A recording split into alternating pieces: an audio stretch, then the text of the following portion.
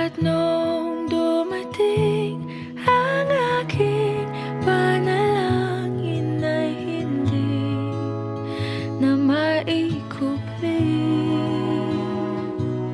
ang pag-asang nahanap ko sa iyong mga mata, at ang takot kung sakali mang ika'y mawala.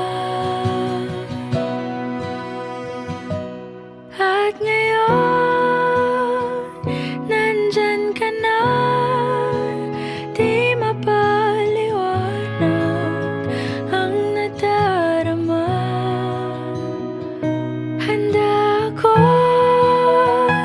sa walang hanggan, di basahin, di ka sasaktan.